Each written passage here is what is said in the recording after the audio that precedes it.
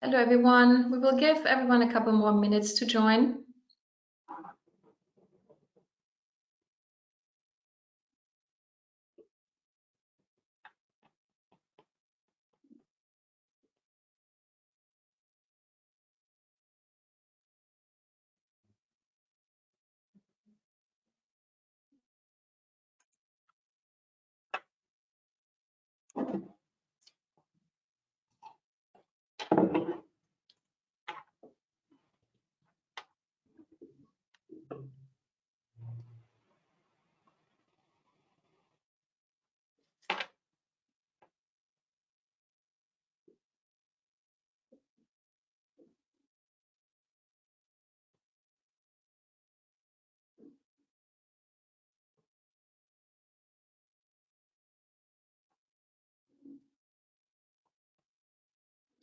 All right, let's get started. Hello, everyone, and welcome to today's webinar, Empowering End-to-End Battery Traceability for the EU Battery Passport. I'm Ramona Fieser, Associate Marketing Director and your moderator today. A few housekeeping notes before we get started. If you have any questions during the presentation, please type them into the chat or question box, and we will address them at the end of the discussion as time allows. And lastly, the webinar recording will be sent to you. Now I want to introduce you to our speakers. Ankit Singla. For more than a decade, Ankit has worked at Engineering Industries Excellence, successfully delivering track and trace projects in various industry sectors requiring the right solutions, including serialization applications. These tools have helped manufacturers achieve real-time supply chain visibility and compliance across products for relevant markets. Ankit also leads a team for the Digital Product Passport initiative and has made contributions toward the Battery Consortium for individual battery passport use case assessments. And then also big thanks to Lei Liu from SAP. Lei is the Senior Solution Manager for Sustainability and Industry Network at SAP within the Industry Business Unit Automotive. She's a recognized expert on the EU Battery Passport with extensive knowledge of the end-to-end processes and SAP's comprehensive solution portfolio. Lei's experience in sustainability and industry networks makes her a key expert in navigating the complexities of the Battery Passport Directive, helping organizations achieve compliance and optimize their battery production processes for a sustainable future. Thanks for joining, Lei. Now let's jump in and I turn over the presentation to Ankit. Thanks, Ramona. Hi, everyone. Welcome to our webinar today, and nice to have you all. And yeah, let's get started. Let's take a deep dive into the upcoming battery passport regulations from European Commission. So the agenda for today, as Ramona introduced, and I also would like to welcome Lei from SAP. So first, we will start with who we are together here as Engineering Industries Excellence and SAP, what we are doing when it comes to the end-to-end battery traceability for the EU battery regulation with the EU battery passport. We will walk you through with the overview around the EU regulations for the battery passport as well as the timelines. So what are the kind of timelines what we are looking at? And then we will go through the solution approach, what we are the kind of challenges faced within the industry, what kind of solution approach will kind of tackle and solve those challenges across the supply chain and the value chain for batteries. And then we'll take a look at a solution demo. So we have put together an end-to-end demo solution for you to take a look across the complete supply chain for the battery passport. And at the end, we will try and cover the challenges and the benefits with the EU battery passport and why it is necessary. And at the last, time permitting, we'll take some questions and looking forward to, start and happy to have you here. Okay, so let's get started once again with who we are. So first, passing the mic to you, Lei, to introduce and share how SAP has been working through this topic. So over to you, Lei. Yeah, sure. Thank you, Ankit, and also a warm welcome from my side. I'm from Sunny Waldorf, and so I think I don't have to explain what SAP is doing in general, right? Expect we are the number one ERP provider, and also what I would like to also emphasize is we are also heavily investing into the sustainability portfolio, right? And we are also very accelerating the supply chain collaboration in our business network. As you can see here, we are also a very trusted partner in various of battery and also sustainability associations and alliance. For example, like we are a trust partner in WBCSD and also founding member in Katina X, and also being advisory partners for different battery association like Global Battery Alliance and Battery Pass as consortium. So that's why I think we are really looking into a holistic picture of the battery passport, not only battery passport or the EU digital product passport, and to provide you an end-to-end holistic perspective from our side. Okay, now I'll hand it over back to Ankit. Thanks, Lee. All right, so then moving forward, so quick introduction about us as Engineering Industries Excellence. Can call us as INDEX as well. So INDEX is a global division for engineering group, and we are leading in the industrial digital transformation. We design, build, and deliver holistic technology solutions covering end-to-end life cycle of industrial processes and products. Yeah. So we are based in 18 hubs in 12 countries and across 4 continents. We have been involved in more than 1,500 global transformation projects, and our footprint is spread across 30+ industrial buckets. You could see on the right side some of the references where we are working in the automotive, aerospace, defense, shipbuilding, and discrete industry. On the below left corner, you could also see our partners and media reference, what we are working with. So we are trusted partners with SAP. We are already partners with Cofinity when it comes to the initiatives and the coming initiatives from the Catena X when it comes to traceability, carbon footprint declaration use cases. We are also taking the media references and kind of being involved as the community of partners with SERPAS. We are working with Industry 4.0 standards, and we are also drawing the upcoming requirements being defined by the CEN and CENELEC, and as well as we work with the battery associates. So we have an association partnership with battery associates as well as with Neoception, for example. And yeah, last but not the least, to mention that when it comes to industries excellence, we are delivering when it comes to sustainability and traceability solutions. It is very close to our heart when it comes to sustainability solutions. We understand that reducing the carbon footprints and emissions and all that stuff. So really we work closely with the solutions, and we deliver end-to-end software and service capabilities around sustainability and traceability solutions. Yeah. So that's about engineering industries excellence. And then jumping over to the overview and timelines when it comes to EU battery passport. So basically, when we look at the EU battery passport, before that, we would like to jump into the combined group of regulations which have been introduced by the European Commission.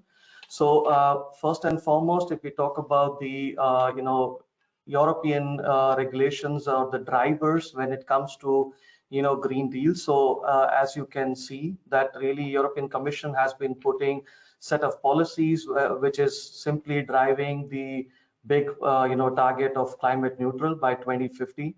So as we can understand that the action is really to safeguard biodiversity, establish circular economy.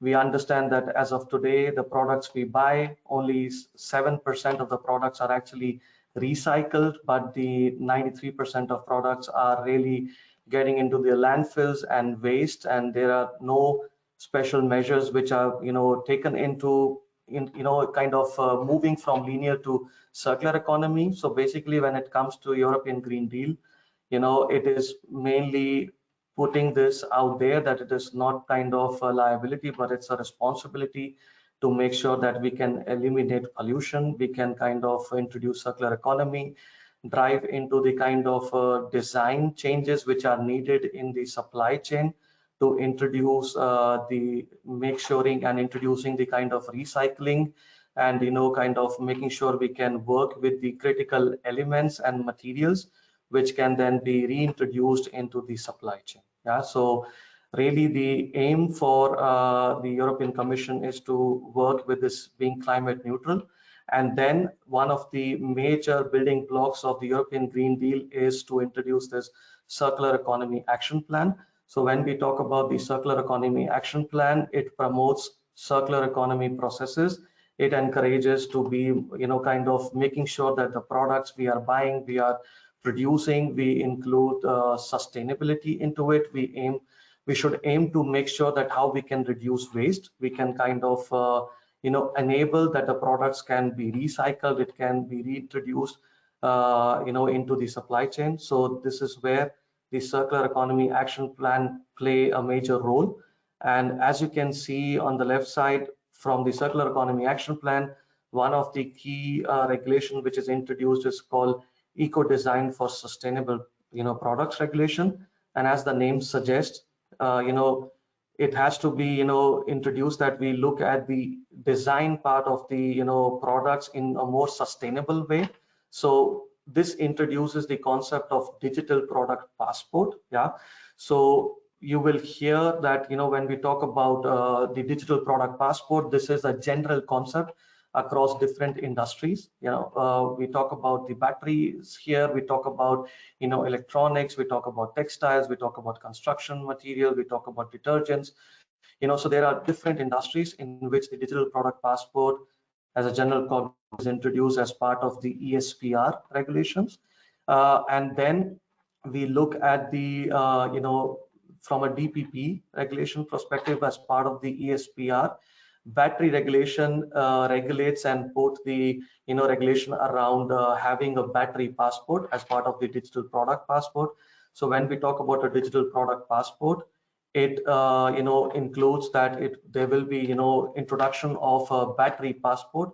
We call it a digital twin. We call it like having a unique identifier for this battery passport to make sure that you hold on all the attributes which are needed when it comes to circularity, when it comes to reducing pollution by declaring the carbon footprints, when it comes to being declaring your responsible sourcing of the product. So battery regulation introduce all those requirements from the like of responsible sourcing of your raw materials, which are required to produce the cells and then the battery modules until the battery packs. And then it also talks about including the circularity as well as declaring your carbon footprint. And at the end, what you also see is that there is a regulation introduced with end of life vehicle regulation, which is also mandating that the circularity of vehicle passport starting 7 years after entry into force of regulation.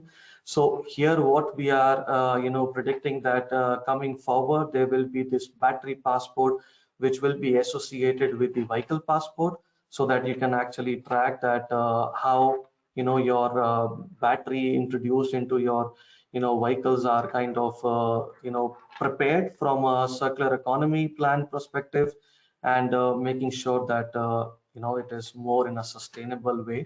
And this is like really a drive from the European Commission to introduce sustainability and move from a linear economy towards circular economy. Yeah. Okay. Okay, then looking at the timeline perspective. So as you can see here, not going into the detail about each and every requirement per year, but this is like, the regulation has been already kind of passed in July 2024, which says that from 12 months when the regulation is already signed in the European Commission, then there are regulations to fulfill the due diligence or declare the carbon footprint.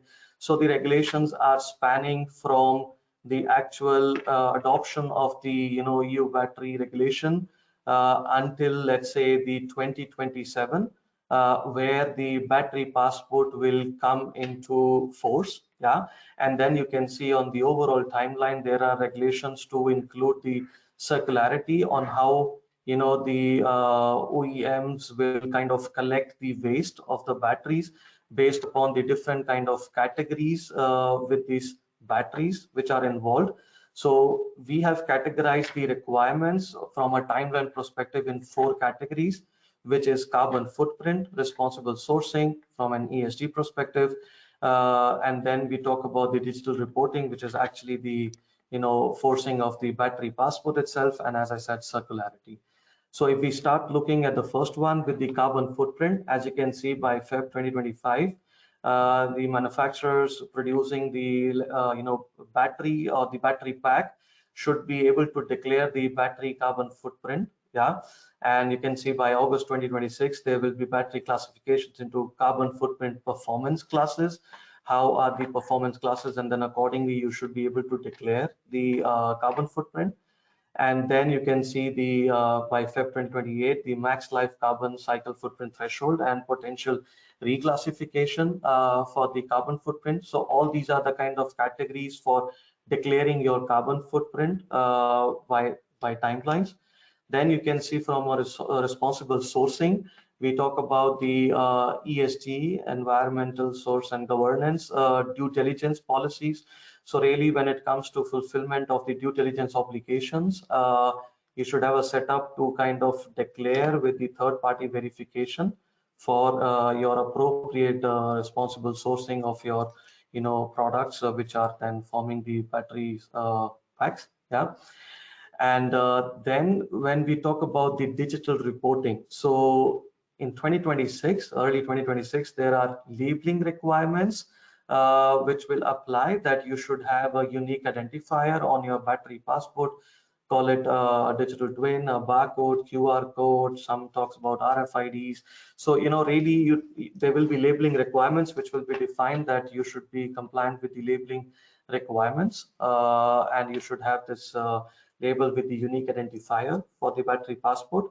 And then you can see that from Feb 2027 onwards, the battery passport should include these 7 categories in which it will hold the data, which comprises of carbon footprint, responsible sourcing, battery composition, the state of the health of the battery, and then it talks also about the performance, durability, and then the access provided with this battery passport should be possible to be accessed via public or via interested parties, as well as there will be responsible reporting to the authorities.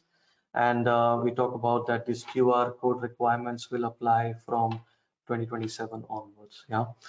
So then last but not least, when it comes to circularity, so we talk about the requirements from different kind of classifications. So we say that the batteries which are more than 2 kilowatt are of capacity, 2 kilowatt ton kind of capacity, that is included for the light and medium means of transport, your electric vehicles. Then there is for portable batteries when we talk about the e-scooters or let's say the bikes where we are kind of having the capacity.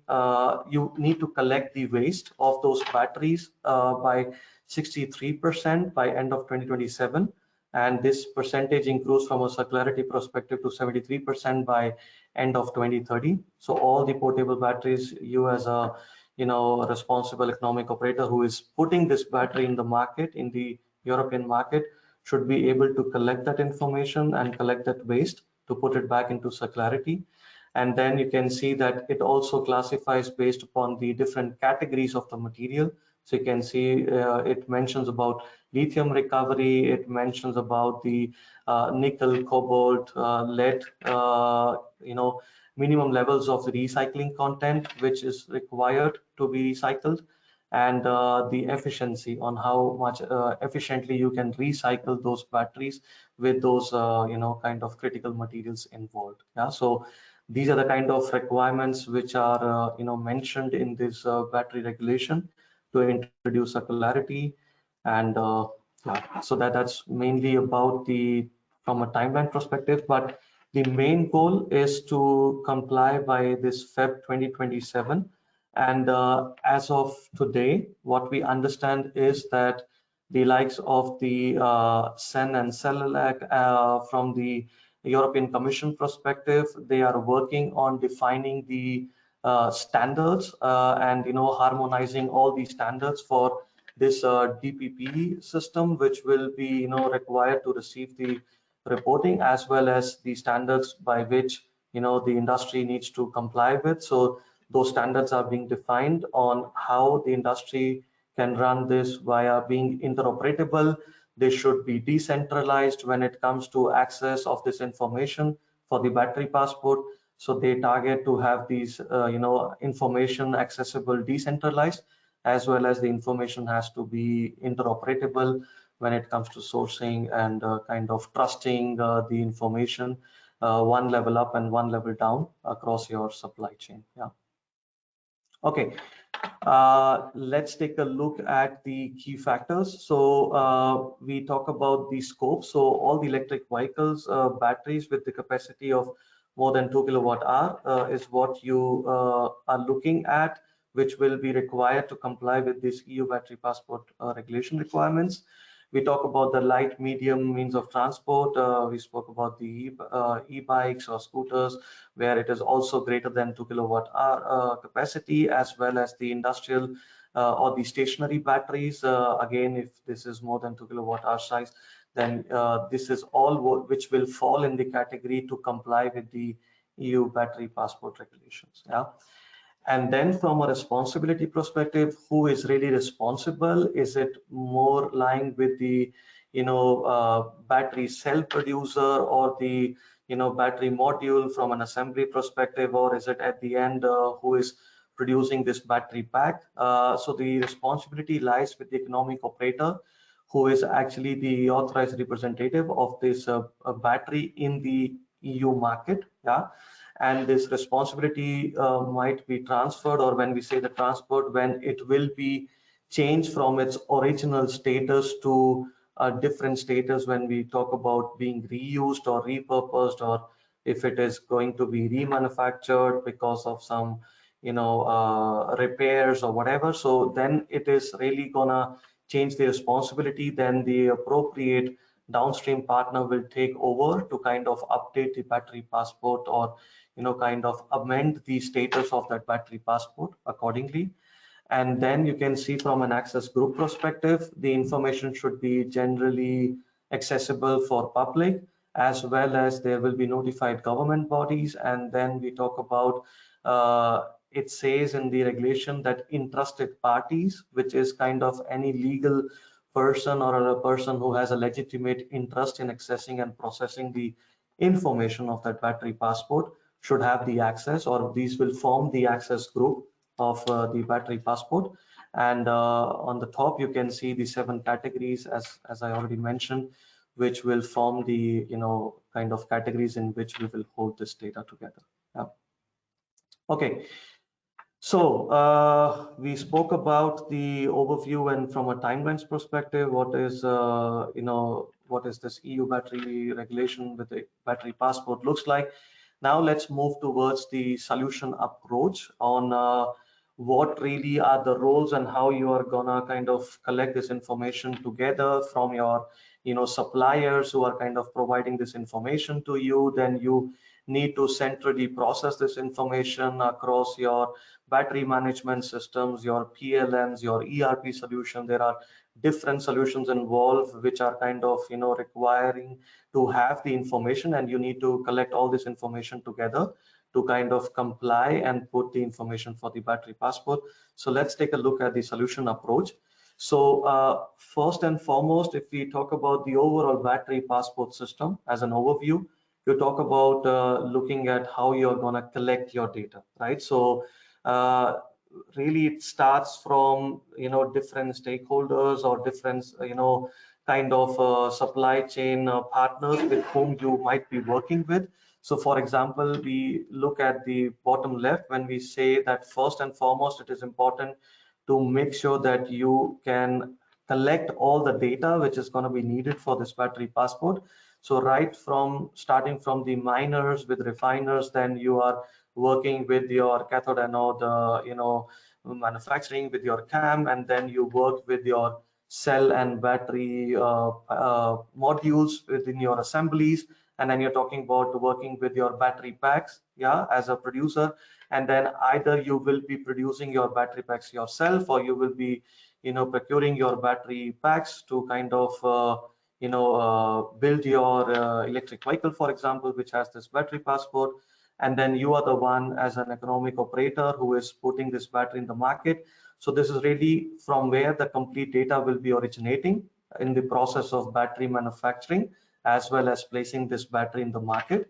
And then down the line, you can see in the downstream, you can say that the data which might be originating from the actual battery usage, right? So once you put the battery into the market, there will be the end user who is then of course using the electric vehicle, and then there could be your workshops where it might come for repair, or it will be declared for reuse, or you will kind of have to recycle that battery at the end of its life cycle to dismantle it and work with recycling kind of partners with whom you work from a recycling perspective, or there will be recyclers who will be taking those batteries and then kind of declaring the waste. Yeah, so all this is kind of where we understand to collect the data, and then this is where you look into the next step, which is to talk about the data exchange, right? So you will have your integration and let's say traceability system as a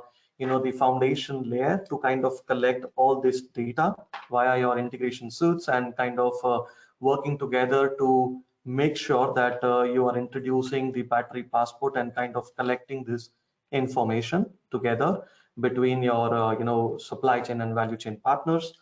And then when we talk about processing that data together to kind of work through your data consolidation layers to prepare the information for the battery passport, which will form as a responsible economic operator, where we talk about that you are placing the battery into the market, you kind of collect all this data together and declare this data towards the, let's say, European digital product passport repository. So we know that coming forward, let's say by mid of next year, they will kind of, the European Commission will introduce all the specifications, and from a standardization and harmonization perspective, how the at the end the EU digital product passport repository will look like, to which as an economic operator you will kind of report the battery passport data for preparing with the timelines as we discussed by 2027. And at the top, as you can see, the data access. So we believe that there will be definitely the web portal by which we can access, or by which there will be public access, or you can access the information which you upload towards the authority. There will be EU registry, which will kind of store the product information around the battery passport, which will be where you can kind of identify your products, yeah, or the product categories, yeah. And then, as we said, that while declaring the battery passport, it will carry a data carrier which will be uniquely identified to hold this into a QR code, or let's say the data metrics, or as we say RFIDs. This is also something which will be defined, that how you are going to make sure that the automated data carriers which you are going to introduce as the identifiers as well are going to form your data for the battery passport. Yeah, so this is how the battery passport system as an overview will look like. Yeah, and then we also have a typical use case and the overall life cycles. To give an example, so for example, what we demonstrate here is, as a step one, you will collect all the data when it comes to you as a responsible economic operator, to collect the carbon footprint declarations, your supply due diligence information, to form the data as well as the product information and the status health of those batteries and the performance. So all that information is what you will collect into your centralized let's say system, which will hold the information for this battery passport as a repository. And then we say we put together and create the battery passport with all this battery data required for the battery passport. And then we can make sure that once this battery passport is created and this is reported to the DPP repository, the European Commission DPP repository, this can be read and it is accessible with the public access and the other responsible authorized persons who can access that information. And as a step 4, it might be needed to amend or update the status of the battery, where we said that once as a responsible economic operator you place this battery in the market, you can kind of see that the status of this battery passport changes. It could be because of the performance, and there could be different reasons where it can be changing the status with one or the other parameters or the properties of that battery passport. And then we also mentioned about transferring the battery ownership due to the reuse or remanufacture, or when you are moving into recycling, you could change the ownership now, from the responsible economic operator to the next partner in the supply chain. And at the last, you could end up decommissioning the battery passport and declare it for waste when you are kind of going through with the recycling. The status of the battery passport can be changed into waste, and then again based upon recycling or waste, you will make sure you extract the appropriate critical materials, what was explained in the previous slides, to again put it back into circularity, from where the appropriate kind of battery cell producers will acquire those materials, or to work with the battery cathode anode manufacturing or cells manufacturing. You can acquire those critical raw materials. Yeah. Okay, so quickly taking a look at the battery passport information from categories perspective. So you saw that there are 7 categories in which the data will be collected and stored for the battery passport. So this is what you see on the screen. I'll not go into the details considering the time, but you can see there will be general battery passport information, which will hold the details from what is the unique identifier, where it was manufactured, what is the category, weight, status, size. Again, depending upon who has the access to what information, you could see all those details. It will have the information about the compliance, label certificates, the battery carbon footprint data, your supply due diligence, data around that from sourcing perspective, material composition, circularity, performance, and durability. So there are all these, characteristics and properties which will be, stored together within this battery passport. Okay, so looking at all these data, which is gonna go into the EU battery passport, we really come to this question quite often. First of all, where does this data sits, and from where does this data comes from? And maybe passing on the mic to you, Lee, to share some insights on how you have been tackling this kind of a question when it comes to, yes, we understand that this is what we need to prepare, but how we are going to collect this information. So would you like to share some experience? Yeah, absolutely. Yeah. So of course, the battery passport or the regulation itself has a huge impact on all the value chain players, right? So, but we have a closer focus really on the economic operator, because they are now mandated to create and generate this passport and be compliant to the regulation. So we see, of course, it's very important to have the data categories, have the data model, and also visualization of the data ready. But really, under the tip of the iceberg, we see the main challenges really lies in where actually does all the data comes from. I have been talking to our OEMs and also a lot of customers on this topic, and the first headache they have is to look into their own diverse solution landscape or IT landscape to identify, hey, where does all these data can come from, right? There different data categories first, and they're on different granularity. There are model-based information. There are also serialized or individual battery information, and there's something in between, and also supplier information. So the first thing is that these all kind of data, they come from distributed sources. First, internally, really inside of the boundary of their own IT landscape, and also due to the fact that we need, for example, like material composition, like the carbon footprint, and we have to closely collaborate with our suppliers in the value chain also to get this data, right? That's why, so there's distributed sources internally and across the value chain. That's the first one.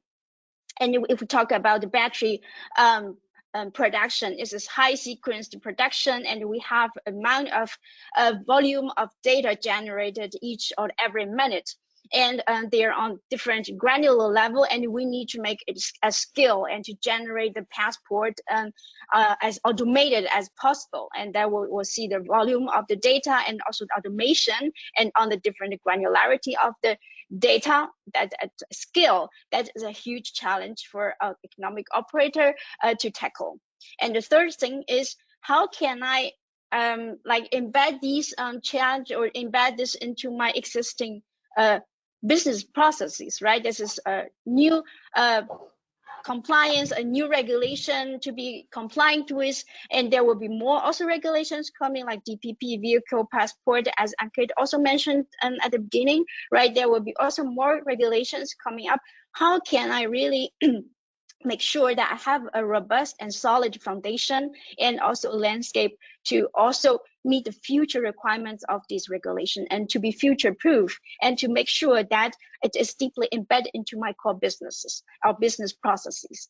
And last but not least, we also from our mind, of course, we just not only to see how the data model should look like, we also need to really dig into deeper and how the auditability look like. We need to make sure that solution is auditable, right? We need to make sure the data is secure and also in the data exchange processes, for example, and all the automation as said, right? The performance of the solution portfolio should also meet the requirements.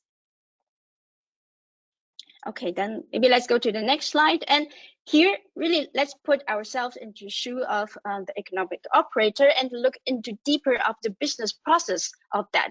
Because we from SAP side, we really have a holistic view on that, how we can make you future-proof and make you really as solid as possible, not only meet the EU battery passport regulation, but also be ready for the DPP regulation and for the maybe other regulations coming from the global and also regional perspective, right? Here I brought a reference architecture or reference picture, how these capabilities could be supporting and to be compliant for the regulation and supporting you to create some kind of this battery passport. And also during the conversation with our customer, we see also more and more challenges is not only in generating their passport, but rather more far already at the very beginning of the process. Let's start with maybe the first step, right? I talk to the customer and say,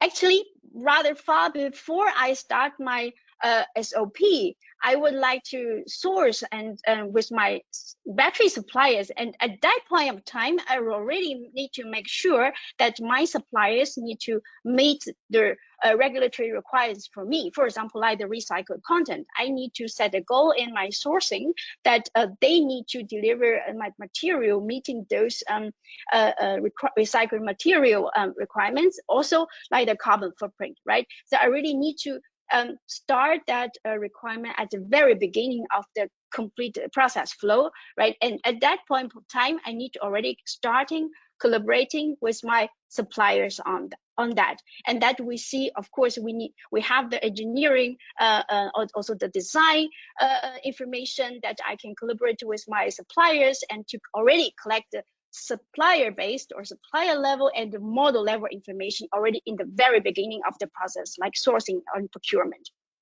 And as soon as the start of serial production begins, and I would need, of course, again here, more granular level of traceability, or have a more detailed view of each and individual of my batteries. That could be a traceability foundation, it could be our digital twin foundation that we have, right? Then we will need to collect this serial object level information, right, for each like identifier. And I need to also have, for example, like a hierarchy of the component of my battery that able to support all the downstream scenario. We'll come to that later, right?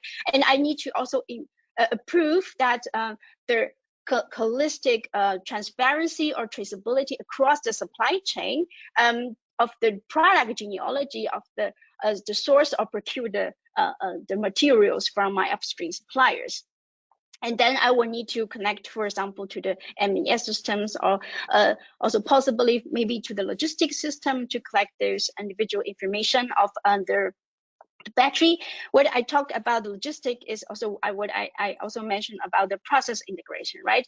I need to also take a look when I deliver the battery to the EU market. I need to make sure at the very early stage of time that these batteries are meeting the requirements of the EU battery. If I, for example, deliver the battery to other regions, probably, and where I have the other regulatory requirements, I will make sure that very early point of time and have a process control that all the data are ready to be reported, and I can take action as soon as possible if there are any possible violation is there.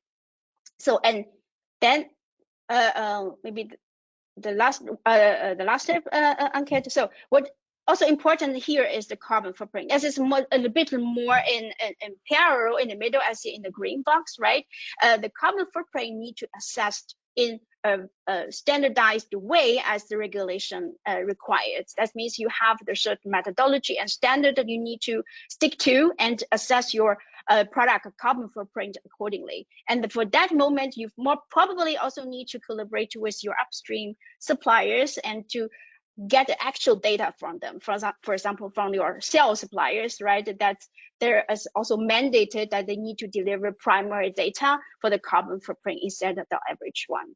And at the end, of course, at the moment that the battery is produced and delivered, maybe also built into a car or EV or other end applications, you need to generate that passport. And the passport solution would be able to also consolidate the information from different sources, for example, like the PLM system, for example, like traceability or digital twin pools, and to get those data and to combine the model levels information, the serialized information, and to bundle them together and generate a battery passport in this moment. And it's not end of the story, right?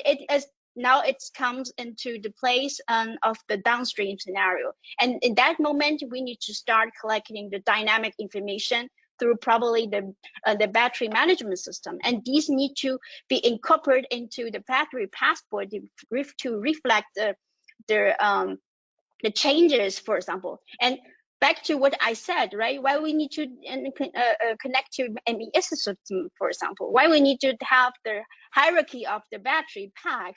We have a clear hierarchy of the pack, of the module, maybe of the cells even.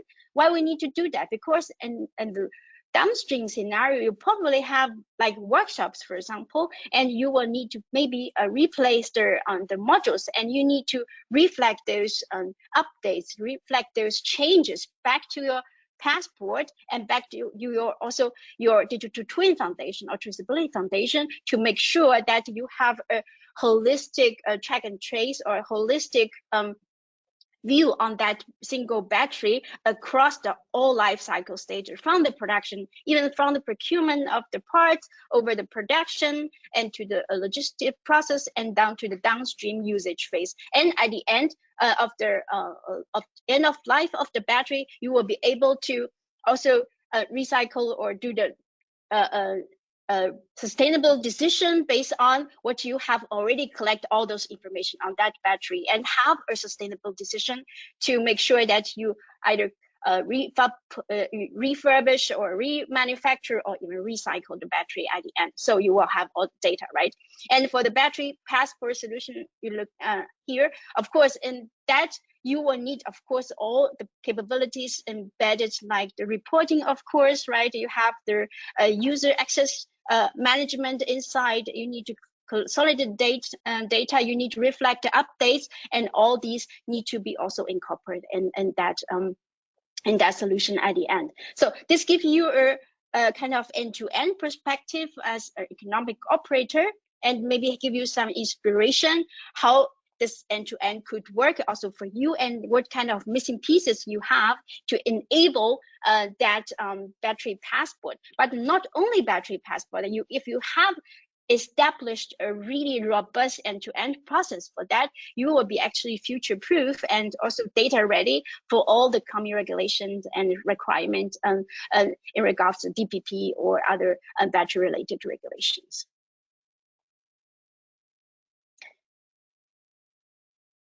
Okay, yeah, and then I, together with Ankit, we will show you a glimpse on how this end-to-end solution perspective could look with a demo video, and we will show you kind of this flow of end-to-end. We will first show you how the battery passport overall can look like in a battery pass viewer application, and with this nice categories of data visualized in a nice app. And then we'll go to the economic backend. It is now the solution that collect all the digital twin information and really reflect all the life cycle stages of the battery individually, and represent all these events of the life cycle transparency. And then we will also take a look at how we can get a provenance from the product genealogy perspective across the whole supply chain, and to make sure that it can be really auditable. I have the provenance, and to show also to the government that I have really the transparency across the complete supply chain for that individual battery. And then I will also give you a short overview how our solution from SAP side enable you to assess and account the product carbon footprint and for the EU battery regulation. And then the last step will be to look into the downstream scenario, and when the battery information gets updated or gets exchanged, then how we can reflect those information not only on the battery viewer part, but also in the back end and in the digital twin. Yeah, then let's get started with the video. Perfect, thanks Lee. Then I take over to start the demo part. So as you mentioned, we have this end-to-end scenario recorded. So let's go ahead. So as a first step, let's start with the looking at the EU battery passport viewer built by Industries eXcellence. So what you can see here is that we have the battery passport viewer, and you can see here that we enable with the user access for the public access view, or if you are the legitimate interested party, you can also enter your user credentials. So the first to start with, we access the battery passport viewer from a public access role perspective. So once you click on the public access view, you can actually enter the battery passport ID, or you can scan it, of course, with your QR code or the battery passport code. And oops, sorry, wrong button. Basically, once you kind of go and scan the battery passport, so in this case we scan the QR code, and in this case it displays the battery passport viewer. Sorry, once again it's messing up with the demo. To play pause, give me a sec, sorry. Okay, sorry, once again. So yeah, you can see here that the battery passport is displayed here with this unique identifier, so the barcode which we scanned, and this is where it displays the actual EU battery passport. And you can see here the manufacturer details here, the information about the product, the general information about the battery here, as well as these 7 categories in which we expect the data as per the battery passport requirement. So from compliance and labels and certification, material compositions, you can see all these 7 categories hold the data in this space. Yeah. So this is the view when it comes to be looking from a public access perspective. You can see that we can go through each tab and take a look at the information which is accessible from a public access perspective.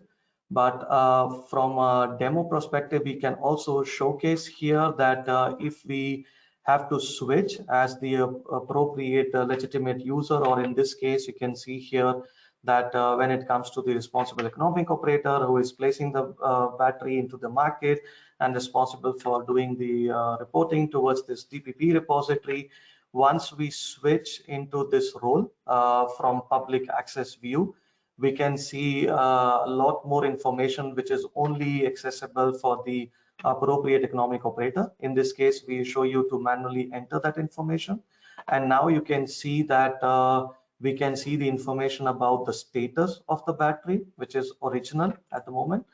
And if we go into the details, we can see in the material and composition, the cathode anode electrode material composition here, what is the type of this battery and what are the appropriate elements and what is the composition of that battery pack. Yeah. And of course, based upon the other data element categories, we can see all the other elements as well. Yeah. And now from where this data is coming from, when we talk about the battery passport viewer, it is collecting all this data from the traceability foundation layer, what we described in our solution approach and in the holistic landscape, what Lee explained. And now let's take a look at the, let's call it the battery passport backend system, or this traceability foundation system. And let's see how the actual unique identifier for this battery passport looks like. Over to you, Lee. Yeah, thank you. And in this case, we have the traceability foundation, the corporatization, and here we will use the same identifier as I can show you on the passport viewer solution. Then we can find the digital twin here also exactly in the solution. And if we look into the detail of that unique identifier, we will have a different information on that. And first, I will show you the hierarchy of that battery pack, and you can see we can have different levels of the hierarchy, like the packs and the cells. And as I mentioned before, that is important for the downstream scenario. For example, if we have the hierarchy and the transparency, then I can enable the downstream scenario also to have the life cycle, the holistic traceability and the downstream scenario, right? And here you can see, okay, we have different levels of hierarchy, and also we have different events. It is event-driven repository, so of the object, and you can see here, if we go to the details, we can see the different the events here associated with that single battery. And for example, and we can have a look at a single event, for example, then you can see here that is the for example a pack example event from the MEF system, that the packs get assembled from the different modules and different modules and cells, for example, and this is the assembly event, for example. And also we can also build, like, for example, like in inspection event, also like downstream update event, and to that it all can be incorporated by using the standard message to reflect the update into the system. Sorry, I think the video and the PowerPoint is not that easy to control. Yeah, no worries. Yeah, going back to the attributes, give me a sec. Exactly. So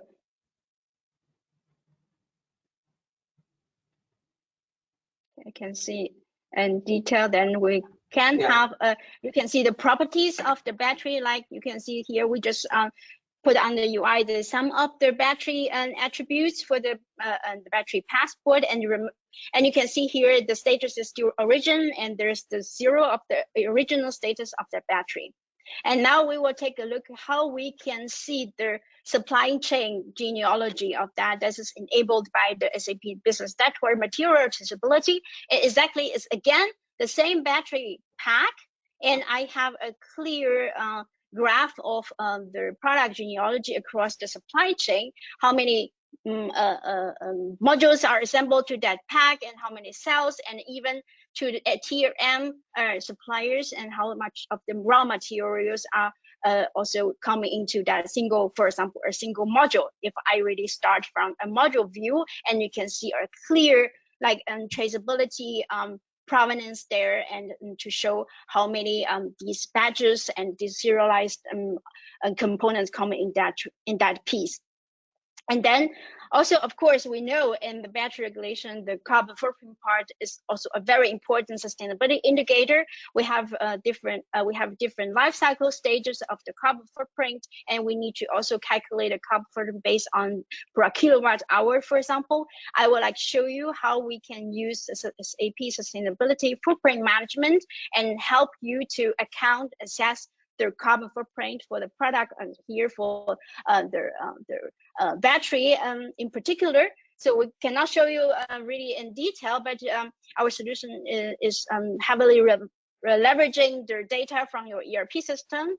So really to leverage the master data and transactional data to have your carbon footprint actuals for your individual products.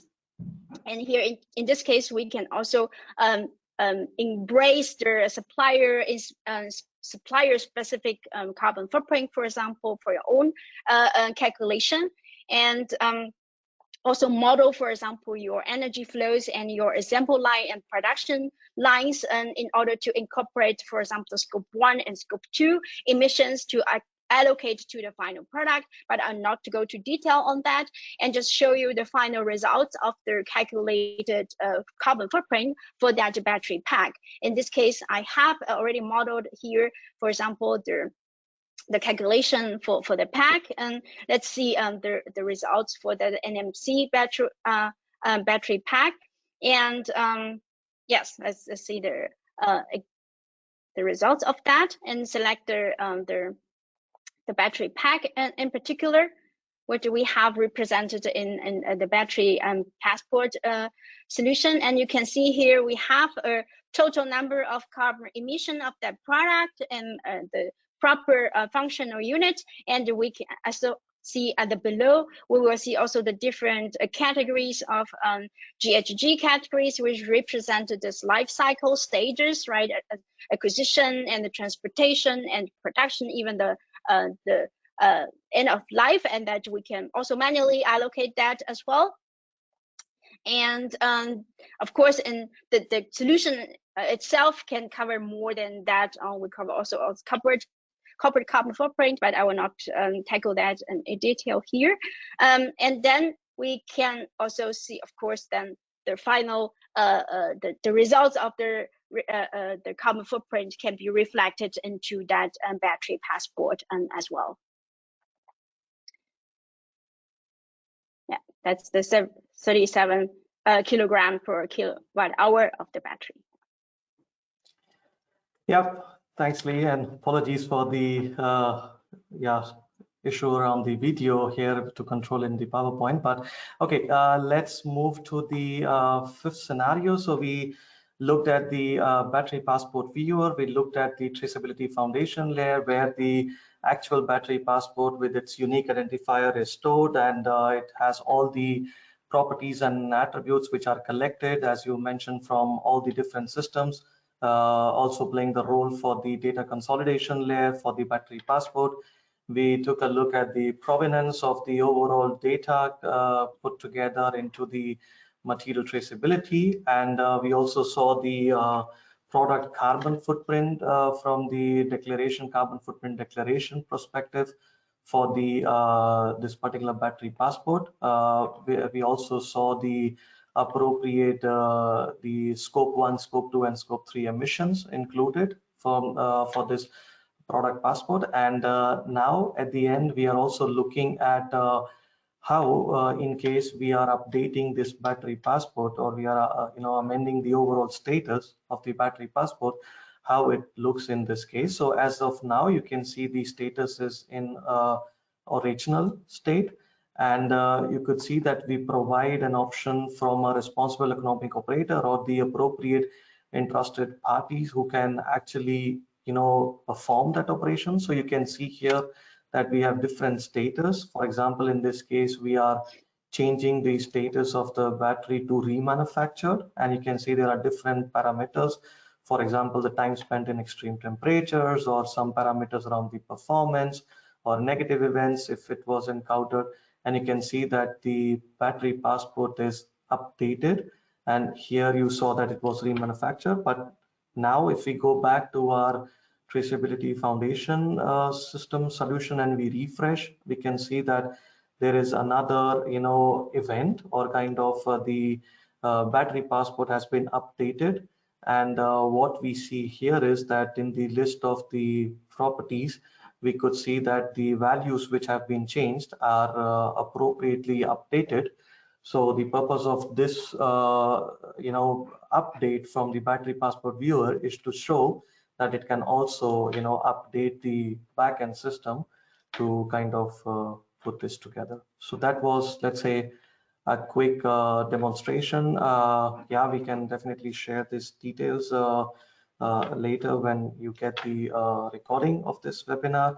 And moving forward and looking at the time to talk about the last step, where we say why this battery passport is needed, and what are the challenges and what are the benefits which it brings. So really, to summarize, I think the key challenges where we say that how are we getting your raw materials outside EU, and what are the kind of pollutions and natural resources which are kind of involved. We include all the benefits to have the origin of the raw materials. We reduce the pollution and the calculation of your carbon footprint. We talk about putting the clear labeling and information requirements which are needed for this battery passport, rather than having lack of information for customers to not know the value of that battery which is being used in your EVs or any kind of transport or system we are using, or the product you're using. And at the end, if we take a look at the overall benefits, so it is basically, as I said at the beginning, it's not a liability, but it's a responsibility for the complete battery supply chain to follow the common rules which are being set up by the EU member state. It is really promoting the circular economy to reduce battery waste and reduce the kind of landfills we are getting created.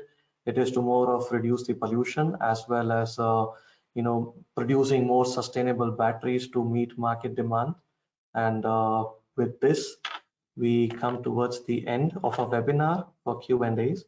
And now passing it back to you, Ramona, if there is time left for questions.